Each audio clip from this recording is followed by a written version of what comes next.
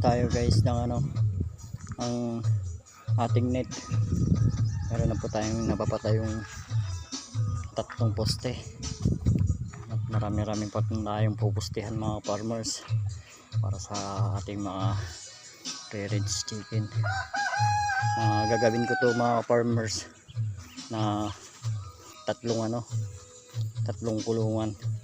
Isa dito sa dito sa may ating lagang mga native cross, Black Astrolop sa Rhode Island Red, 3 kwarto. Yun lang muna mga farmers, salamat.